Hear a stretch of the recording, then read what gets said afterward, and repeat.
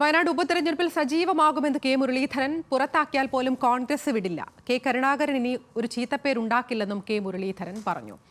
വിശദാംശങ്ങളുമായി ബെൻസൺ ബാബു ചേരുന്നുണ്ട്. ബെൻസൺ, ലോക്സഭാ തെരഞ്ഞെടുപ്പിന് ശേഷം അല്പമൊന്ന് സംഘടനാ പ്രവർത്തനങ്ങളിൽ നിന്ന് വിട്ടുനിൽക്കുകയായിരുന്നു കെ മുരളീധരൻ. ഇനിയും സജീവമാകും എന്ന് തന്നെ വേണ്ടേ മനസ്സിലാക്കാൻ?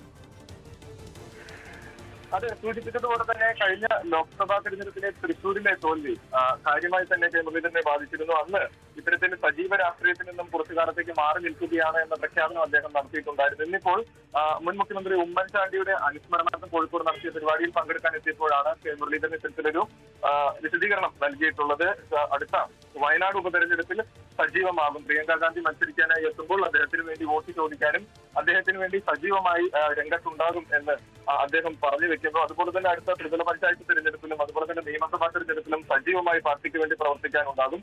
പാർട്ടി തന്നെ പുറത്താക്കിയാലും താൻ പാർട്ടിയിൽ നിന്നും പോകില്ല എന്നാണ് അദ്ദേഹം പറഞ്ഞിട്ടുള്ളത്. പാർട്ടിക്ക് കോൺഗ്രസിന് താൻ ഒരിക്കലും ചീത്തപ്പേരുണ്ടാക്കില്ല. കുടുംബത്തിൽ നിന്നും ഒരാൾ കോൺഗ്രസിന് ചീത്തപ്പേരുണ്ടാക്കി, എന്നാൽ കെ കരുണാകരൻ അത്തരത്തിലൊരു ചീത്തപ്പേര് തന്റെ ഭാഗത്തു നിന്നും ഉണ്ടാകില്ല എന്നെല്ലാം അദ്ദേഹം പറഞ്ഞു വെക്കുന്നുണ്ട്. അതുപോലെ തന്നെ വയനാട്ടിൽ നടക്കുന്ന ക്യാമ്പിൽ താൻ പങ്കെടുക്കാത്തത് മനഃപൂർവ്വമാണ്. കാരണം തൃശ്ശൂരിലെ തോൽവി അത് വീണ്ടും ഒരു ചർച്ചയാവേണ്ട എന്ന് കരുതിയാണ് ഇത്തരത്തിൽ വയനാട്ടിലെ ക്യാമ്പിൽ പങ്കെടുക്കാത്തത് എന്ന് അദ്ദേഹം പറഞ്ഞു വെക്കുന്നു. അതുപോലെ തന്നെ TN പ്രതാപനും ഷാനിമോൾ ഉസ്മാനും തനിക്കെതിരെ ഒരു വിമർശനവും ഉന്നയിച്ചിട്ടില്ല എന്ന്, അതായത് ഇവർ രണ്ടുപേരും TN പ്രതാപനും ഷാനിമോൾ ഉസ്മാനും ഈ വയനാട് നടന്ന ക്യാമ്പിൽ കെ മുരളീധരനെതിരെ വിമർശനം ഉന്നയിച്ചു എന്ന തരത്തിൽ വാർത്തകൾ പുറത്തു വന്നിരുന്നു. എന്നാൽ അത്തരത്തിലൊന്നും തന്നെ ഉണ്ടായിട്ടില്ല എന്ന് അവർ രണ്ടുപേരും ഇന്ന് രാവിലെ തന്നെ ഫോൺ വിളിച്ച് സംസാരിച്ചു എന്നെല്ലാം അദ്ദേഹം പറയുന്നുണ്ട്. അപ്പോൾ മനസ്സിലാക്കേണ്ടത് സജീവമായി തന്നെ രാഷ്ട്രീയത്തിൽ അദ്ദേഹം എത്തും. അടുത്ത വയനാട് ഉപതെരഞ്ഞെടുപ്പ് മുതൽ തന്നെ സജീവമായി അദ്ദേഹം രാഷ്ട്രീയ രംഗത്ത് ഉണ്ടാകുമെന്നതിന്റെ സൂചന തന്നെയാണ് കെ മുരളീധരൻ പങ്കുവയ്ക്കുന്നത്.